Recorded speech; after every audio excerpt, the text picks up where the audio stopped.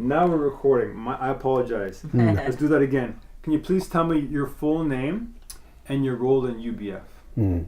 My name is Mark Yang, and my main job is teach the Bible. These days, online Bible teaching is increasing, and also I traveled a lot here and there around the world. Many, inductive Bible study, how to study Bible inductively. They call it inductive Bible study workshop, and also how to build up the healthy church. So, and also cross-cultural ministry workshop. That kind of workshop, that people invite me and to have a workshop. That's travel. Okay, so thank you. So we're talking about the past of UBF, the beginning. How did students respond to the Bible study and why in the early days of Korea, UBF? In the early days, 60s, 70s, 80s, the Korea's economic and social, the political situation was unstable. So students were very frustrating, and they couldn't find any hope. Then at that time, maybe Dr. Lee and Mother Berry taught the Bible very diligently, and Mother Berry said the English Bible study was very popular among the SNU students, especially college students. And so Dr. Lee's Sunday message based on the words of God, expositional Sunday message was very heart-moving, moved the people's heart, students' heart. And also its announcement was very impressive. So that's why many people came, and also they were transformed by the words of God. Mainly, the words of God was very powerful, and also Dr. Lee and Mother Sarah Berry planted the words of God, and at the same time, world mission vision. So that's why the students were moved, transformed, and also simply obeyed words of God, and they live out. Also, they opened Dr. Lee, Dr. Samuel Lee, and Mother Berry opened their house, and also welcomed them or served them, and shepherding. That means they shepherded one by one. They raised them as a spiritual leader. That's also another important fact. Okay, so thank you. How did the Holy Spirit move UBF towards world mission at that time?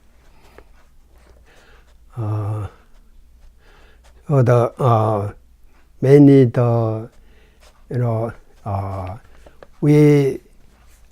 Bibles. Whenever we study Bible, we just we were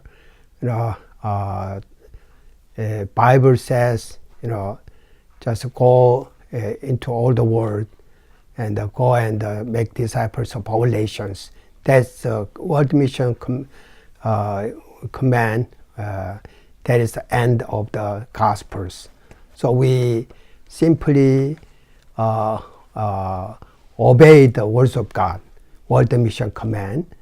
And then we experience power of the Holy Spirit.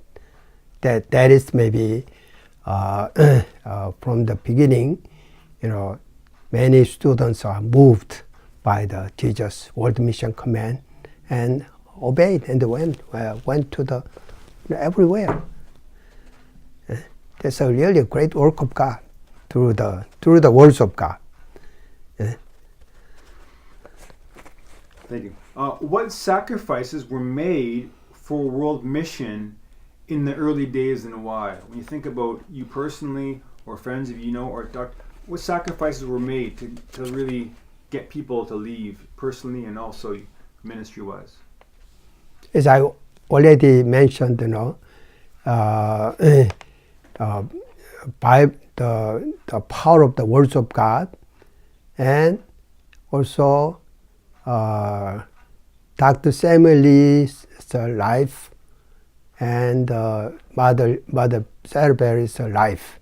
That became our mother, and the many also they raised many students as a leader, spiritual leader, Bible teacher, and also planted the world mission vision and hope in the hearts of many in the hearts of the people.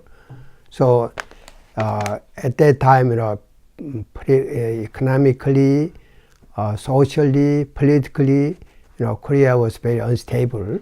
So many students were frustrated. They couldn't find any hope. And then Dr. Samuel Lee and Mother Berry planted the words of God in their hearts, and the vision, also world mission vision, in their hearts at the same time. So that's why maybe words of God enable them to obey, to sacrifice themselves to go out. So how extensively was the outreach from 1970 to 2000? 1970, 2000. I think in that we need to understand the situation of the Korea, especially campus situation.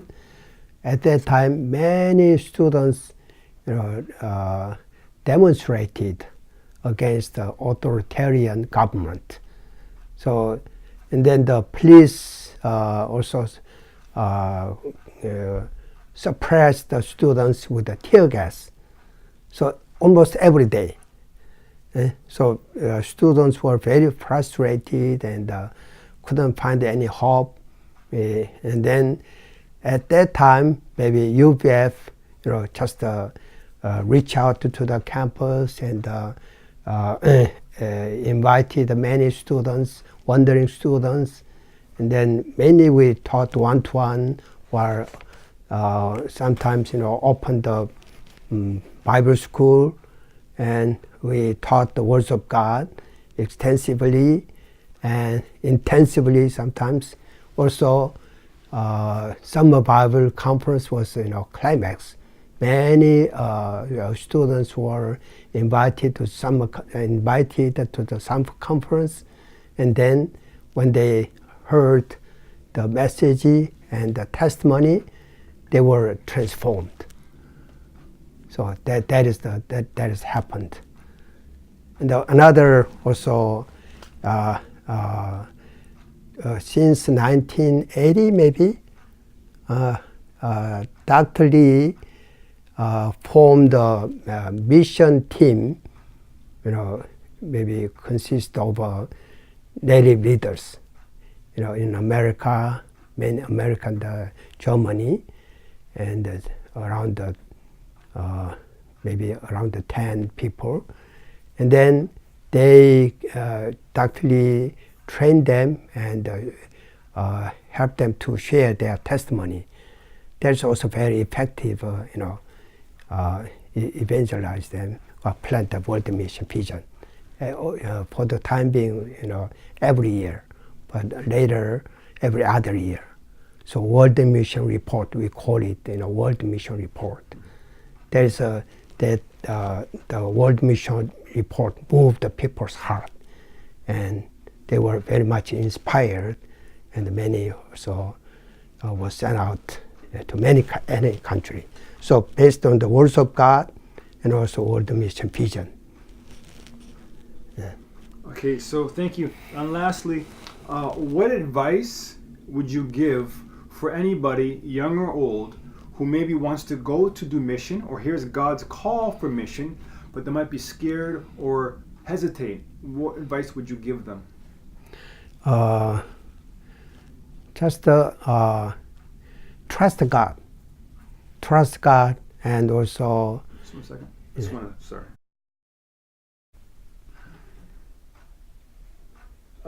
So I'll ask you again.